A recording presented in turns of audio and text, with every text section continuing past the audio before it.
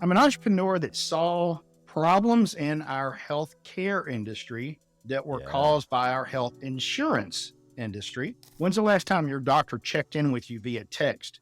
When's the last time your doctor cared enough or had the time to check in with you to make sure your healthcare journey was going the way that both of you had decided it should go? The healthcare world is so corrupt. It's so difficult to navigate, and it shouldn't be that way. We should be able to get the healthcare that we need and deserve. What's up, everybody? I'm Chaz Wolfe, Gathering the Kings podcast, coming back to you here today with not only a king on the stage, but my brother Harlon Pickett, another radio voice, a podcaster, the health and medical insurance man of the hour. We're looking to get into it really deep, agitate some thought here today. Harlon, welcome to the King stage. Hey, thank you so very much. It is an honor to be on Gathering the Kings podcast, brother. I am so excited to be here. You know, I just have to, because we were just talking about it off air, but I gotta point it out for the listener that how I couldn't not say Harlon Pickett, knowing your Texas tone there, that you even just were like, thanks for being, all of it, just your accent, the name, the fact that you're in Houston, it just brings me joy. It makes me smile. Makes me feel a little bit of home. Even though I'm not from Texas, I feel like kind of maybe I'm a Texan somewhere in there. Anyway, Harlon, tell us what kind of business that you got, brother.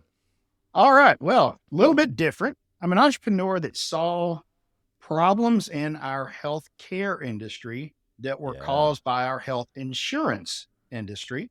And quite honestly, I'm an insurance broker. I've been in the industry since 2007. Because of multiple issues I saw my clients go through, I said, you know what? Health insurance is not the answer, because it's actually preventing people from getting access to healthcare. Because health insurance and healthcare are two different things. And so we started building very unique designed plan options to get people away from insurance companies that were dictating which doctors they could see, when they could see them, and how long they could see them. Right. Quite honestly, it's a difficult situation for people to understand, because we've been brainwashed so much in this country that we believe health insurance is necessary for healthcare. And that's just not the case. Healthcare is necessary for healthcare. So that's what we do. We build custom health plans.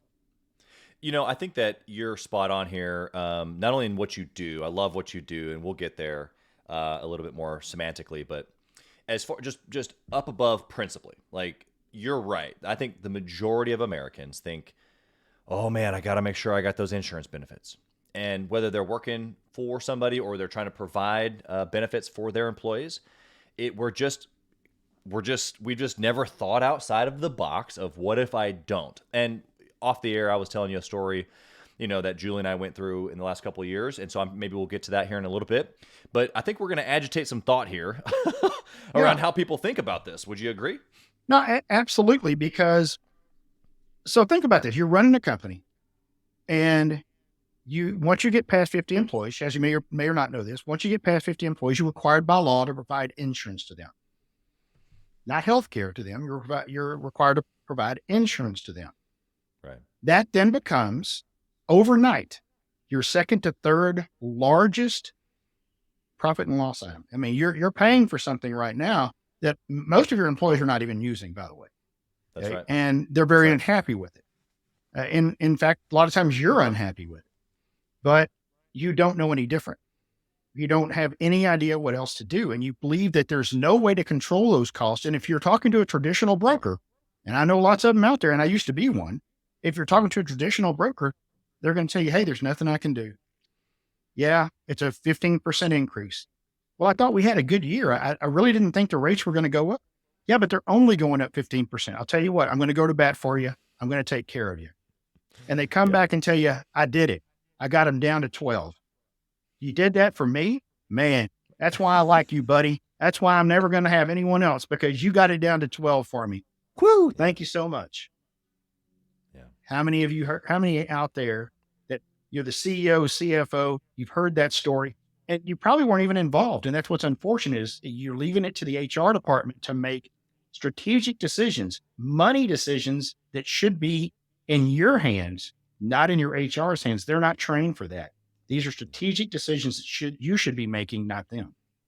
Yeah, like you said, a pretty high line item on the Yeah. P&L. Okay, well, we're going to get into just the ability to think differently about healthcare and insurance here Yeah. soon.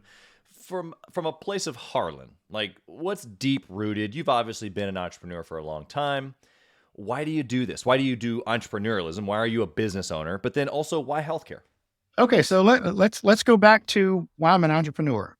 Because after 19 years in corporate America decided it didn't need me anymore. I got laid off. Like many of you out there have probably experienced, I got laid off. It was the greatest thing that ever happened to me. And you say that with pure joy, it sounds like. The greatest thing ever.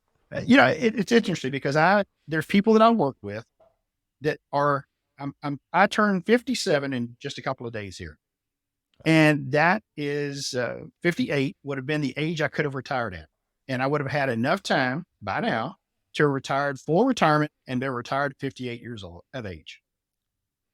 I cannot imagine how horrible my career would have been to had to stay in that place because I was paid just enough and had just a good enough benefits, I thought at the time, to not leave.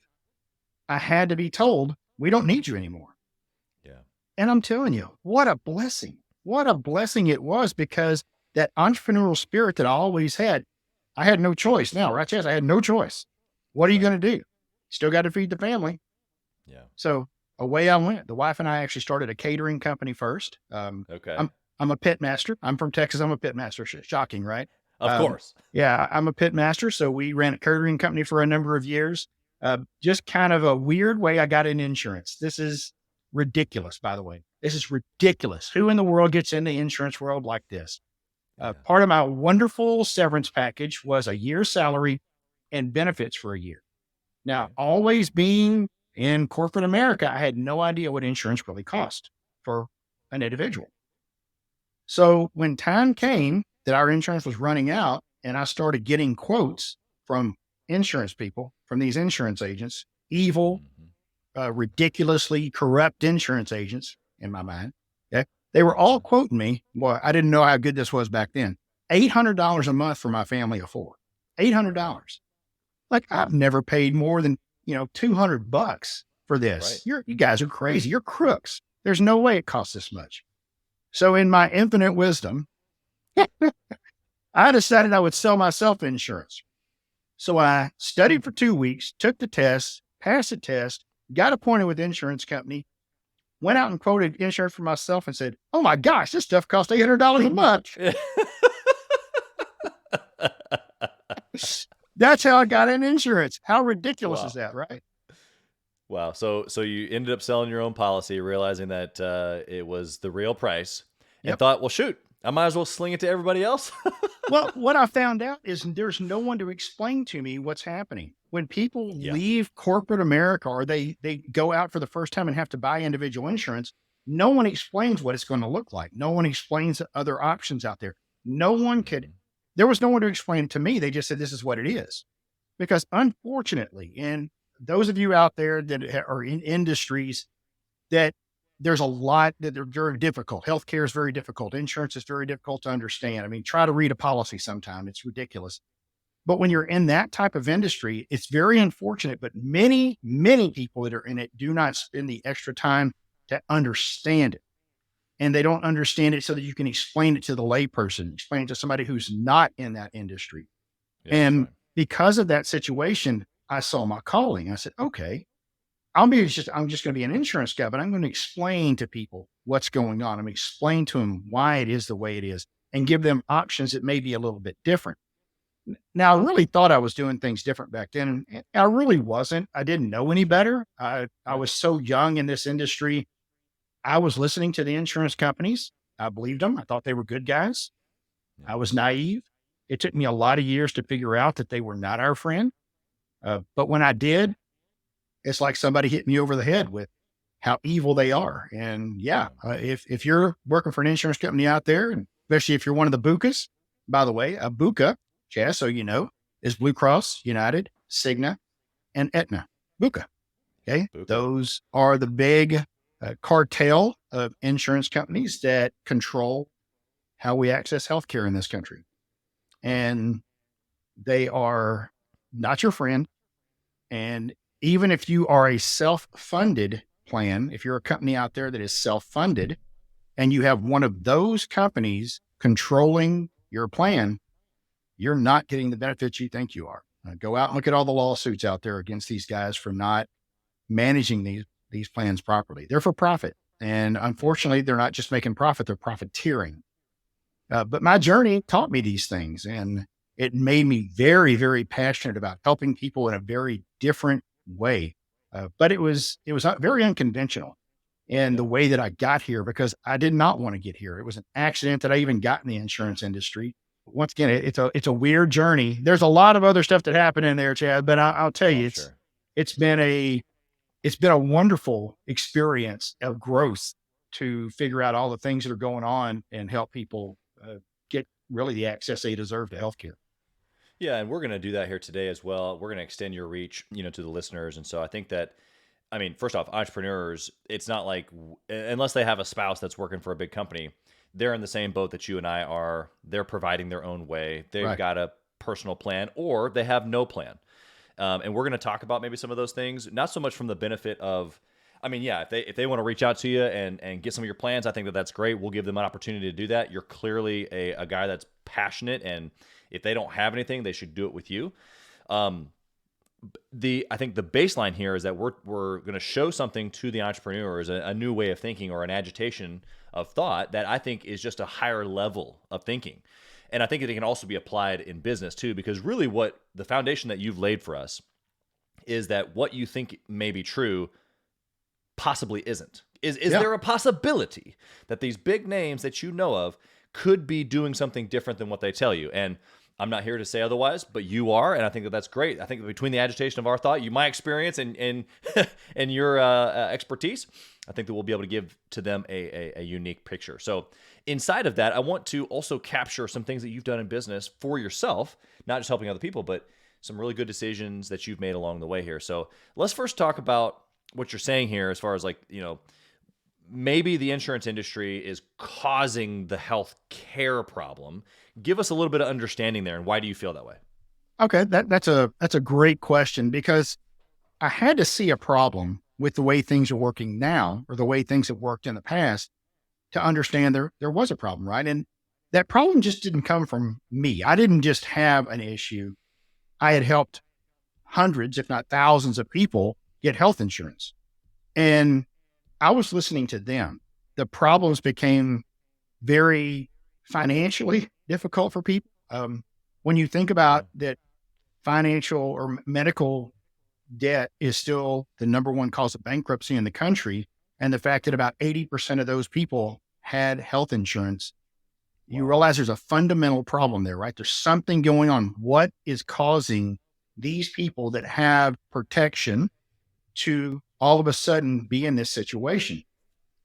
And when you Wait, think of it in you're saying that the number one reason for bankruptcy is medical delinquency medical debt and medical debt, and 80% of those people had health care or health insurance. health insurance. See, what did you just do? You just Yeah. called it healthcare, didn't you? Why? Well, that's what we do. Yeah. I want to point out to you how, okay, I'm fixing to go off on a tangent here. Sorry, That's all right. This is me. It's so ingrained in the U.S. mental system that these are the same. Is we just finished the first part of open enrollment for individuals, right? Healthcare.gov. Where did you go sign up? Healthcare.gov. That's the federal website, right? You cannot buy healthcare on healthcare.gov. Not one iota, not an ounce of healthcare can you ever buy on healthcare.gov. All you can get is health insurance. Then in many cases prevents you from getting that healthcare, because you get denied the right to go see a doctor you wanted to see. You get denied what you purchased. Right. You get denied because they're not in network, or you do see a doctor in network and they refer you to a facility in network, and you're going to have this surgery. And then the insurance company says, nah, you don't need that. Wait, what? This is life altering, potentially life saving. Yeah. No, you don't need that. The insurance company just decided what was medically correct for you. They just decided, not you and your doctor, where it should be, the insurance company. Tell me in what world that is right. Yeah, well, just to put a little extra little drip in there, the person that you're describing, the insurance company who is determining that need or not, has a financial incentive to not pay. Right. Now, there's a purpose for insurance, generally speaking. Like back it all out, like insurance is it's the thing that we all pay for that we hope that we never use. Mhm. Okay, fine. But in that moment, they're financially incentivized to act one way or the other. And you can't deny that because it is what it is. They either Right. pay out or they don't. Based on their payouts, they have a profit at the end of the year. Insert your story.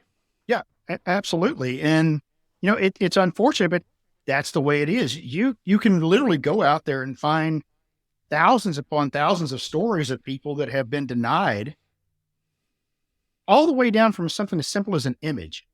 No, Yeah. you cannot get this MRI. What? I can't get an MRI? So you're just going to let it go? No, you need to go to physical therapy.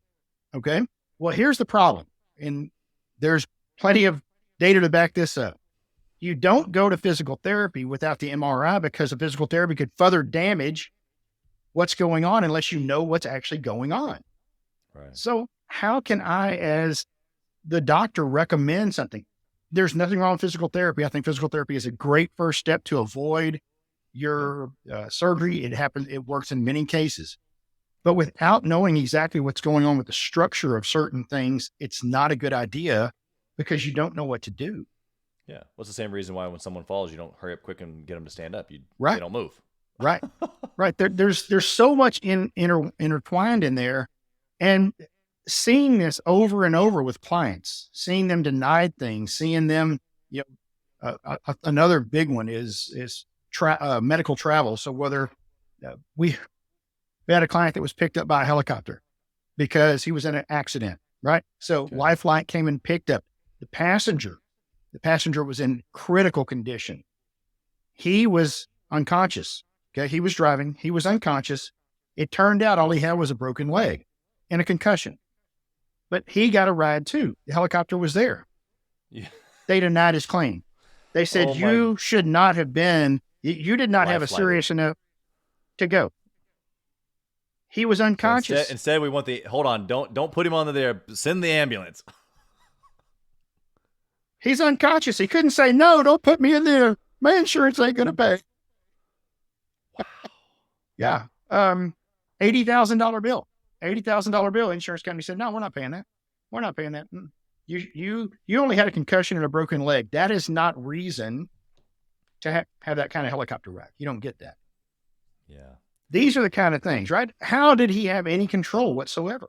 There was none, Yeah. but they don't think of that logically. And, the other thing we see is, now, when I say the insurance company decides whether or not something's going to happen, there is process. Now, some of you may have heard some of the lawsuits that are out there right now because AI is actually making a lot of these decisions now. AI is determining whether something gets paid or not. But in a lot of cases, especially more serious things, it will get a doctor's eyes on it. So a doctor will look at it. Here's the problem with that. Let's say that you have a cancer diagnosis. You're seeing your oncologist. Your oncologist may even be a specialist for what your particular cancer is. It goes to the insurance company. True story. A pediatrician that works for the insurance company is now reviewing, and he says, nah, this doesn't look like the proper treatment to me. I think you should do something else. Based on your wide experience in oncology, or based on the fact that you want to save the insurance company money? Which one of those is it, Doc? But these are real things. These are happening every single day. And that is actually a lawsuit that's out there right now. That exact scenario is a lawsuit against an insurance company because that's exactly what happened. And the individual did not make it. The treatment was finally approved, but it was too late. The individuals could not be treated at that point. Wow. Well, okay. So you've said something that triggers the story that I mentioned to you ahead of time. You said that, really it's them determining it, but it's also, that $80,000 helicopter ride. It's like, well, why was the helicopter ride $80,000 to begin with? Right. And that's because Well, when the insurance pays for it, they can charge $80,000. You know, because if he had been in critical condition, basically it's a twist of the arm and charge whatever you want, and the insurance company pays for it. And so I'm going to tell this brief, scenario here that Julie and I went through, and I want your opinion on it because there was just a couple of years ago. We're an extremely healthy family. We have what I now know of is something similar to your product that you have, basically a medical share, which Right. basically means I'm not insured unless it's just some really catastrophic thing. I'm basically self-insured, but I have a group behind me that can save me in a bad scenario. Okay, cool. So we go in. We've never had major stuff really happening. Julie's pregnant. She's having our third miscarriage at this time, and has to be ambulance in the middle of the night. Emergency DNC, like really bad scenario. Like really, I was holding my lifeless, passed out wife in my arms. One of the scariest moments in my life. And we check out from a couple of days later. And of course, throughout the process, it's, hey, what insurance company do you have? I said, we don't have one. Yeah. Oh, really? Okay, so cash pay, all the way down. I'm like, this is going to be so interesting to me because I've never been in this scenario. I've heard of the medical debt. I've heard of these huge absorbent bills, and so this is really interesting to me. We're just going to play this out, see how it works, and we get the the bill. It was a $40,000 bill, but because we're cash pay, it was like $3,000 something. I wrote a check and we moved on. And it was just like, wait a second. So if I had insurance, you would have charged this amount. But because I don't, you charged the real amount? Is that what you're saying to me? Harlan, help me out here, bro. What sense does this make? Yeah, absolutely. So each hospital has a book that has prices in it. Mm-hmm. And they're kind of imaginary prices, but they're prices. And that's the rate that you were told. Okay. Right. That $40,000 is the rate that they could charge. Now they also have the rate for each and every insurance company. Okay. Each insurance company's rate is different. And within each insurance company, there's different plans, and each of those plans is different. Mm-hmm. And so what ends up happening is the same exact procedure can have literally hundreds of different price points for the exact same procedure. And then there's one other price, the cash price. Mm-hmm.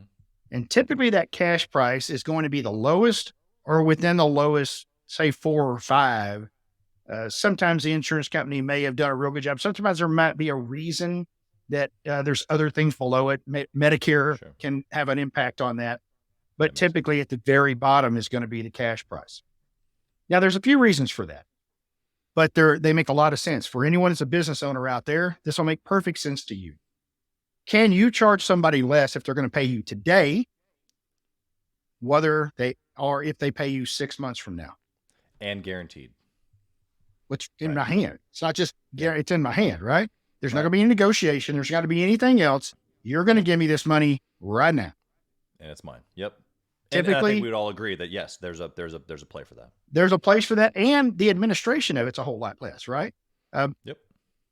As we have seen Obamacare come out, as we've seen the big plethora of Medicare Advantage plans, they're just all over the place now. The administration side of hospitalization, doctors' offices, healthcare period has exploded to the tune of about 1,900% increase in 10 years.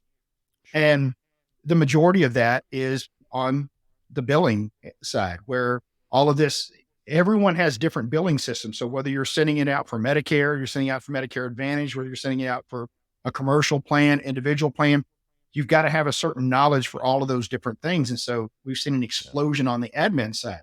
So many times that bill, if I'm taking cash and I don't have to have a bunch of people deal with this, I can take so much less because I don't have all the administration that I would have. That's right. One of the guys in the hospital world told me that typically there's 5 billing people for every bed in a hospital. Wow. Think about that. 5 billing people for every single bed in a hospital. How heavy is that I mean, it's more than there is nurses, right? If you've been in a hospital or been to visit someone in a hospital, you may see a couple nurses, or Right. you may see a nurse and a helper that comes in to maybe do some blood draw or something, but you don't have near as many people coming into your room Yep. as you do have administrating that visit. That's nuts. Yeah. There's a lot that goes into the semantics of it all, but I think the biggest takeaway for me as an entrepreneur was, look, man, I mean, there's a huge play into health. Like there are many families who have things going on in their bodies, ailments, disease, and they can't just not have insurance, or Right. at least that's Right. what they think. Right. Maybe there's other solutions for them. I can't speak for them, but for me and my family, us being, we're vigilant on being healthy individuals, being not wanting healthcare when we need it, but providing healthcare to ourselves Yeah. every single day in what we eat, what we don't eat, how we exercise, all that stuff. So that way, this whole racket, which it felt like a racket. I was just like, unbelievable. This It is is. crazy. Like, I'm thankful that I got to just write the check. Super grateful for that. But I mean, Harlan, this was a scenario where I'm like, I see that gap of 3,000 to 40,000 going, all it's doing is paying the 5 billing people per bed and everybody else on the healthcare side. It does not benefit the individual at all. No, not at all. It's not, you didn't receive different health care. See, No. that's the key. You did not receive a different level of health care because you paid 3,000 versus 40,000. Think about that. No difference. So what does that mean? What does that tell us then, Jess? What does that tell us? It tells us there's no correlation between the level of care and the cost of the care. Right. What else is out there that way? In other words, it completely flips on the head. You get what you pay for, because that's not the case in healthcare at all. Right. And typically lower costs actually mean better care because of the way that the plans are designed and the way, I mean, there's a movement out there called direct primary care. And Chaz, what direct primary care is membership based. So it's doctors that allow you to pay a monthly membership fee, Right. anywhere from $50 to say $120 a month. And then you can go to that doctor anytime for zero cost. Right. You have that doctor's cell phone. You can text that doctor. Let me tell you, it's a beautiful experience. That's what we use ourselves. The very first time I met my doctor, she said, "Hi, I'm Michelle. Not hi, I'm Dr. Jones. Not hi, I'm Dr. Pickett. Not hi, I'm Dr. Whoever. I'm Michelle." Right.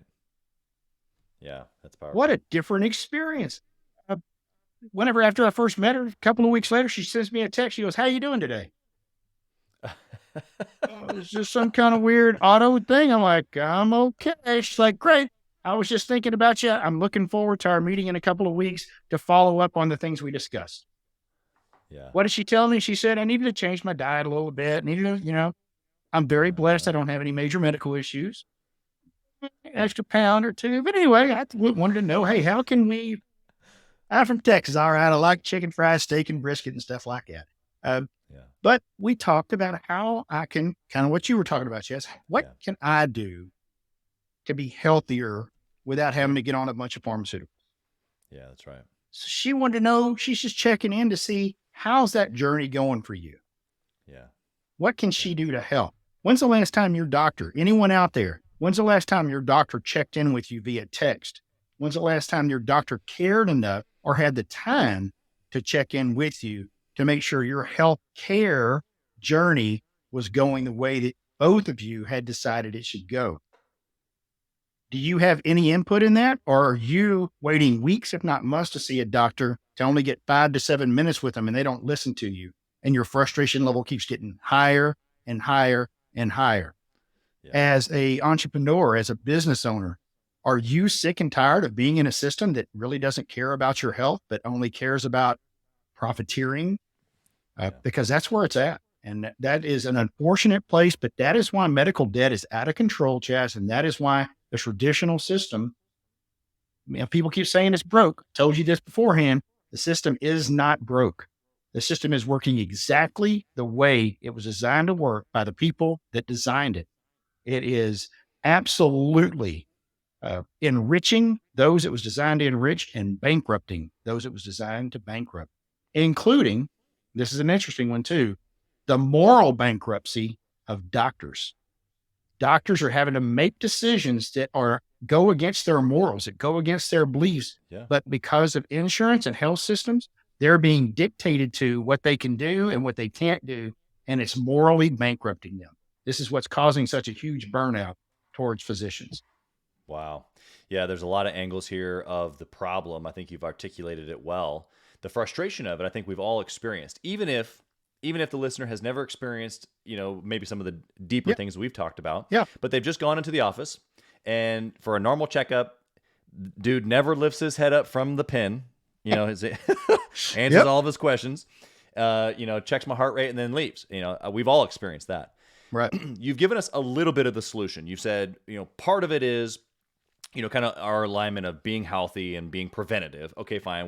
Neither one of us are specialists in that, although we agree.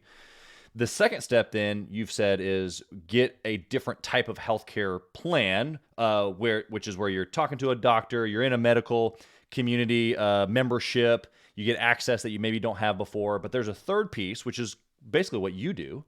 And it is for those emergency type scenarios. It is for like a health insurance replacement. Tell us more about that, because I think that's part of it, right? Yeah, absolutely. So medical cost sharing, which you're very familiar with, we do work on the medical cost sharing platform.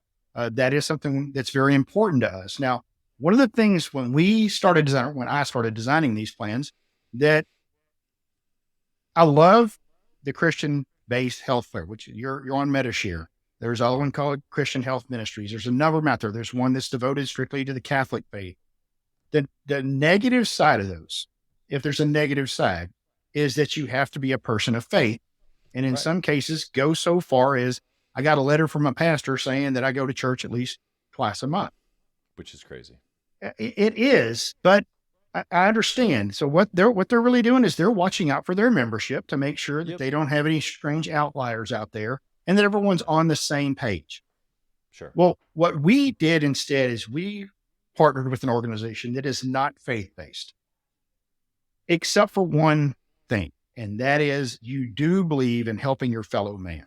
So your faith is actually in your fellow man. You're not that you're worshiping your fellow man, but that you Yeah. agree that the way that we help each other is by taking care of each other. And right. you also testify, or you say, I'm going to live a healthy lifestyle. Yeah.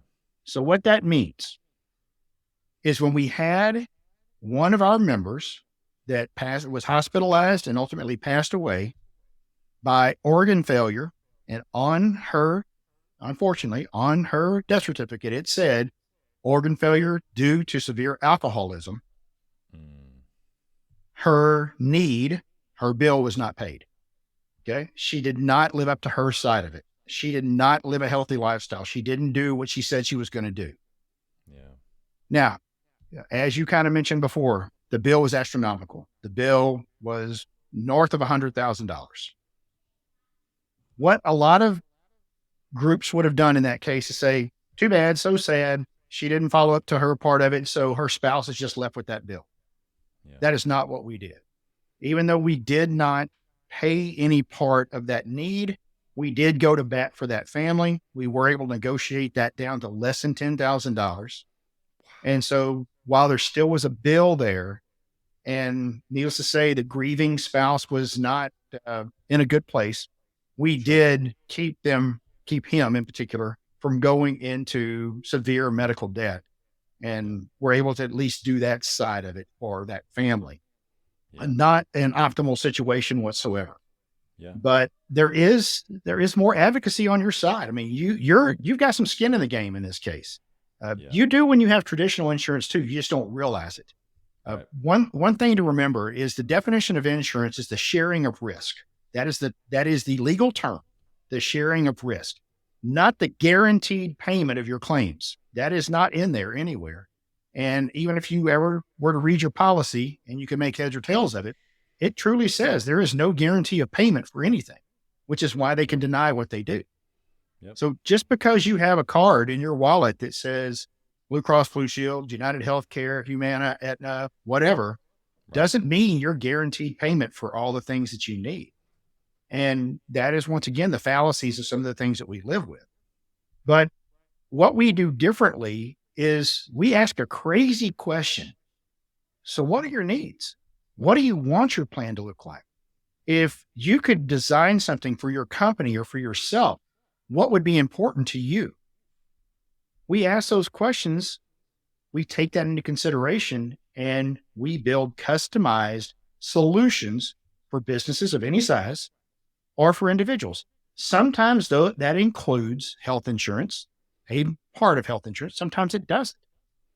But if you've ever looked at a health insurance plan, if you ever were to get into that box, we call it the Buka box, the Buka black box. If you were to open that up, what you would actually see is nothing more than a healthcare supply chain.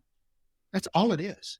All we're doing is building you your own healthcare supply chain, taking the high dollar middlemen out and giving you direct access to healthcare, but not just leaving you on your own. We're actually fundamentally changing the way you access healthcare by helping guide you down the pathway to better care at high quality places, centers of excellence, highly rated places, highly rated doctors that will get you the best care and not just put you back in the hospital over and over and over. One of our partners, the Surgery Center of Oklahoma, run by Dr. Keith Smith, in the last 10 years, it's going to be hard to believe, folks. In the last 10 years, they've had one infection. One. Hospitals nowadays can't just have one a day. Yeah. And in 10 years, they've had one, doing thousands upon thousands of surgeries. That's what we look for. Centers of excellence to provide you the care you need and deserve. It's not just something, hey, I want some care. No, you deserve that care. So let's get you the care you deserve by customizing what you do. Then you're actually able to control your health care. You're able to help your employees in a better way. Imagine a healthcare plan that's so good, it's drawing people to your company. People want to come work for you. Right. Because of the healthcare that you offer them. That's what's possible. And then you have a better control on that second or third highest cost line item on your P&L every year. Yeah, if I'm an entrepreneur listening to this right now and I'm like, okay, I get it. I like control. That's why I'm in business. Right. I like to control my entire environment to be able to control the plan. Okay, fine. But I'm not a healthcare expert. So how am I supposed to know how to pick? Obviously, you'll help me. But what does that process look like? What am I picking? Well, that's a great question. What do you want? See, that's what a fundamental crazy question, right? What do you want? Because they've never heard that. If a traditional insurance broker come and said, what do you want? They actually meant, do you want Blue Cross? Do you want Aetna this year? What do you want? Do you want a high deductible, low deductible? Right. Or your rates are going up. Well, what do you mean when you say, what do I want? Because I don't know. Well, let's talk about that. Do you want, so let's talk about what's out there. Let's talk about medical cost sharing. Let's talk about building a custom health plan. Let's talk about care navigation. Care navigation is where your employees truly have an advocate they talk to about what's going on with them. Your doctor says you need to get an MRI. Great. Here's what we can do. We can send you over here. And because of the way our plan is structured, if you'll go down the pathway we recommend, it's zero out of pocket for all your services. No cost for your doctor, for your specialist visit, no cost for your MRI, no cost for that CT scan because we couldn't see everything we needed to see. And then, you're going to need surgery. How about no cost for that too? And we're all that time, there's no secret back alley you go into that you got to know the secret knock. No, you're going to high quality centers of excellence to get the care you deserve and not have to worry about a low quality doctor or infections or things. Does stuff happen? Yes, it does. But we're going to send you to the places that you're most likely going to avoid all the negative things that happen in the healthcare world. But you make a good point. I'm not a healthcare guy. What do I not know? There's a lot you don't know. And that's why it's a conversation. It's a conversation to get you to understand what's possible so that then we can build the plan that works best for you and your situation. Part of it is, I mentioned earlier, if you're a group of 50 or more, there's certain regulatory things you must comply with, or else there's huge fines that you could have. We're going to make sure that all of that regulatory stuff is taken care of. The compliance side of it, I won't say it's just as important, but it's important because the fines can be astronomical. We're not going to put you in that situation. You're not going to have to choose one or the other, right? You're not going to have to say, well, I can be compliant or I can have a good health plan. Nope. You can do both. So the compliance side is just as important to us. We have a company that we use that has all the lawyers, and you follow ACA guidelines and ERISA guidelines. If you're out there within, you know what I'm talking about. We make sure that it's a compliant plan, but it's so different and feels so different than those traditional plans. You truly have that feeling of, oh my gosh, this is health care. You Yeah. finally got that insurance stuff out of here so I can have health care and my employees have health care. It's a huge, huge difference.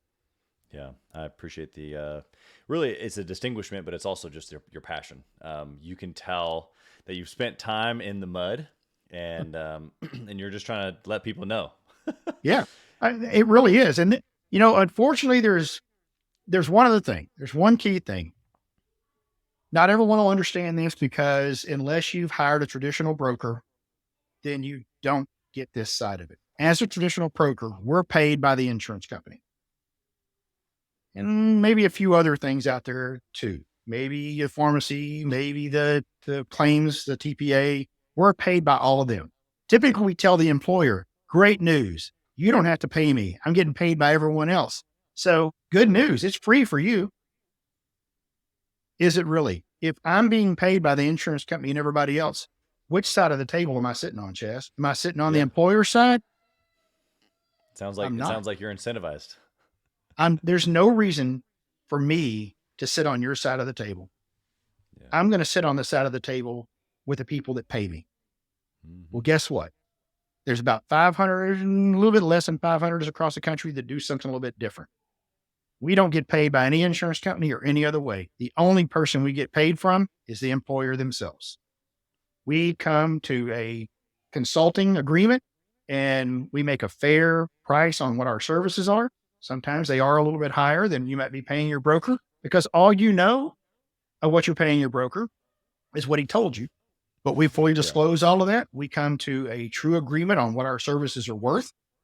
And the only person we ever receive any compensation from is the employer themselves. That puts us on their side of the table. We make sure that the plan's running the way it's supposed to run. We do regular checkups.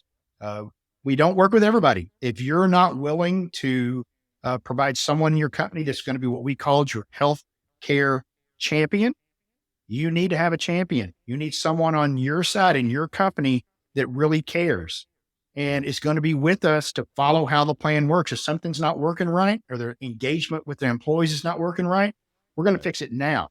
We're not going to wait till the plan year's over and say, well, that didn't work. Let's try something new next year. No, we're going to stay on top of this at the beginning, weekly, eventually monthly, but we're going to follow up and keep in touch with one another and be sure the plan is doing exactly what was promised because my compensation is on the line. If the plan does not work the way I guarantee it's going to work, I'm not getting paid. Yeah. It's good. It's good alignment. I think that every entrepreneur wants to have good alignment. As we're thinking about building our business and our teams, even, we want a salesperson that works for us to be incentivized to sell the right things at the right margin. Like, we've got to all be on the same page. And I think that you've done just a great job. It's definitely new thinking. It's agitating. I'm sure some thoughts out there going, wait a second, I got to pay you too. And it's like, look, you're already paying the man. Okay. Probably more. You are. Who knows with the way that the premiums are. Yeah. That's why they keep getting increases. Remember that guy that saved him from 15 down to 12? He only got a 12% raise. Yeah. Yeah. He just negotiated his own cost down. Yep. Harlon, I'm going to wrap this thing up by asking you a question. This might be a little bit unique because we didn't get a bunch into business, although I think that all the stuff that we talked about today is super valuable for entrepreneurs. And so that's why I went there. Looking at your own journey, I want you just to roll back the clock. And I want you to pick the younger Harlon, pick out whatever age. And I want you just to whisper something to his ear. But I want you to tell us what you whisper to him. What is it? Stay true to yourself. Okay. The reason I say that is because I was recently asked the question of if you could go back to your younger self, your high school self, what journey would you tell them to take? Yeah. And my answer was the same one, the same exact journey, because the things that I've been through from corporate America to entrepreneur outside of this world to seeing the problems that had turned me to who I am now, all of it was necessary. But I had to stay true to myself. I had to let myself become the entrepreneur and the spokesperson in this kind of role that I was born to be. I did not ever dream of doing this. There was zero chance I was going to be doing this. Okay, I guess there wasn't. There was like There's gotta be. 0.0001%. But here I is, right? But the strange thing is this was not my desire. This was nowhere in my dreams. This was nowhere, oh, I want to be an astronaut. I want to be a fisher. I want to be an insurance guy that changes things. Nah, who in the world wants to be an insurance guy, right? Um, but by staying true to yourself, that means that what you're really here to do, you do. You Yeah. do it. And you don't let nothing get in the way of that. Nothing. Yeah, that's good. Yeah, I've seen just the journey that you've shared, and I don't know the whole story, of course, but you're not just helping people with their health care and health insurance options. You're helping people understand things differently, and you're changing their world potentially. And so I think that's what you've been staying true to, right? Whether if you would have been in a different vehicle, I still think that maybe you'd still be helping people in that way. But it's cool that you've been able to express yourself in this environment. But I think that message for the younger Harlan, or for the younger entrepreneur, or the younger Chaz, like listening, it's authentic to say, hey, who are you? What's your identity? Yeah, What are you made for? And go for it. it really is. I mean, we all have options. We all have the opportunities, right? The doors open and close. Right. Um, Yeah. I think there's times when that door opens and we don't want to go down that direction. I'm not saying that I wanted to go down this direction. There's a lot of people out there, especially traditional insurance, that think I'm out of my damn mind. I might be, Here you is. but here I is. That's right. Well, Harlan, how can the listener find you? One, if they're an entrepreneur and they just think you're super fun with your Houston accent, and they wanna be with you here, ising with you, or if they genuinely want to reach out and be like, hey, look, I'm an entrepreneur. I either need some sort of a plan for myself or for my employees. They want to get more information. How can they find you that way? Well, the first place they could find me is on LinkedIn. If you go out and look for Harlon Pickett, Harlon Pickett, you only find one of us. So I'll be pretty easy to find on LinkedIn. Yep. The other way, of course, you can go out to our website, eaglecarehealth.com. That's eaglecarehealth.com. You can email me directly at hpickett@eaglecarehealth.com. There's so many ways you can listen to me talk about all kind of crazy stuff on my podcast, Health and Wealth Power Hour. You can find that on all the podcast places. You can also go to my podcast website, the hwpowerhour.com. That's hwpowerhour.com. Lots of different ways to get a hold of me. Love to share the information with people. Yeah, It's a tough place to be in. The healthcare world is so corrupt. It's so difficult to navigate, and it shouldn't be that way. We should be able to get the health care that we need and deserve, and it's just tough. Yeah. It makes me sad that people have to go through so much to get the health care that they deserve. And let's do something different. Let's do something about it. Yeah, I love the agitation of thought. Always willing to do something new and different. So thank you for being here. Blessings to you, brother, on your family, all the people that you're helping. Not only navigate the situation, but just do healthcare and health insurance differently. Thank you for providing some of those options, and we appreciate you being here, good sir. Thank you. Yep. Thank you, sir. Thank you for listening to Gathering the Kings today. I hope that you were able to pull out a few nuggets to go apply into your business right away. More importantly, though, I hope that you're realizing that it takes more to be successful than just being by yourself, doing it all on your own, carrying the weight all by yourself. what I have realized, not only in my own journey from multiple businesses and multiple different industries, and now interviewing over 200 or 300 other very successful 7, 8, and 9-figure business owners, is that it's tough to do it alone. And so Gathering the Kings exists to bring together successful entrepreneurs. In fact, we are putting together 1,000 kings, specifically who are grateful but not done. We're intentionally assembling kings who fight tooth and nail for their business, family, and communities. And here's what we believe, that in the pursuit of excellence in those areas, that it ignites within us the responsibility to govern power and forge a lasting legacy. So if that relates and resonates with you, and you know that you need people around you, sharp, qualified, other very successful business owners, I want you to go to gatheringthekings.com. I want you to take a look at what we're doing and see if it makes sense for you to be part of our pursuit to 1,000 kings. Talk soon.